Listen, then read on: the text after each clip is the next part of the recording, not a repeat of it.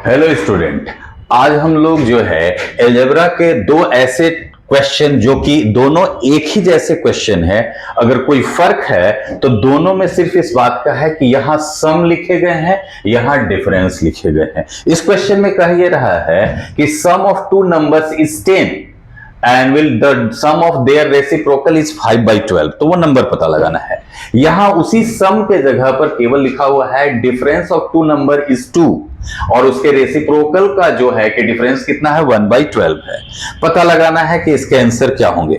मैं सॉल्व करने के लिए बात यहां पे जो कह रहा हूं उसकी बारीकियों को समझना होगा। यहां पे दोनों नंबर अगर मैंने xy लिया तो xy का टोटल 10 है और उनके रेसिप्रोकल यानी कि उल्टा को लिखेंगे तो 1/x plus 1/y equals to 5/12। यहां पर उनके डिफरेंस को देखें तो x और y के डिफरेंस कितने हैं 2 हैं और उनके जो रेसिप्रोकल के डिफरेंस है वो 1/x minus 1/y equals to 1/12 मैंने लिखा। यानी कि जिस तरीके से मैंने यहां लिखा है रेसिप्रोकल को उसी तरीके से मैंने यहां पर भी लिखा है रेसिप्रोकल को।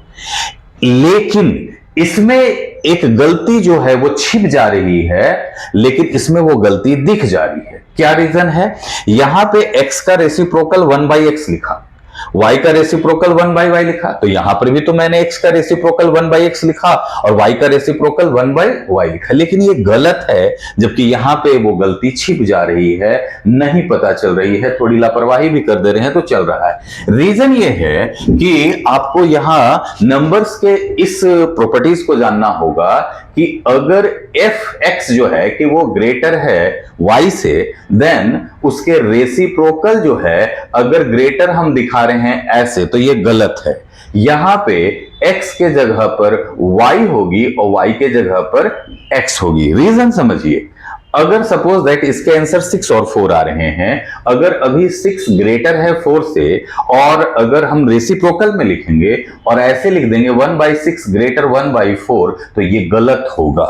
कहने का मतलब ये है कि लॉजिक ये बात बताने के लिए है कि नंबर्स के लॉजिक में आप ये देखें कि प्लस और मल्टीप्लाई के साइन में कौन पहले लिखा गया कौन बाद में लिखा गया, कौन बड़ा है कौन छोटा है, इससे फर्क नहीं पड़ रहा है। a plus b equals to b plus a, उसमें a बड़ा है b छोटा है, उससे फर्क नहीं पड़ रहा है। जैसे एग्जांपल में देखें 2 + 3 भी रिजल्ट 5 आ रहे हैं, 3 + 2 भी रिजल्ट क्या आ रहे हैं 5। मल्टीप्लाई में भी यही कंडीशन है, 2 × 3 क्या हो रहा है 6, 3 × 2 भी क्या हो रहा है 6। लेकिन जरा सा माइनस और डिवाइड में इस लॉजिक को देखिए तो 3 - 2 क्या हो जा रहा है 1, लेकिन अगर वही 2 - 3 कर रहे हैं तो क्या हो जा रहा है -1। ठीक उसी तरह से डिवाइड में भी हमने देख रहा कि 3/2 कर रहे हैं तो 1.5 आ रही है, लेकिन अगर 2/3 कर रहे हैं तो 0.66 आ रहा है। यानी कि माइनस और डिवाइड में ये आंसर चेंज आ रहे हैं। तो ये जो रूल है वो ये चीज हम लोगों को समझना है कि प्लस और मल्टीप्लाई में कौन पहले है कौन बाद में है, इससे फर्क नहीं पड़ रहा है रिजल्ट को।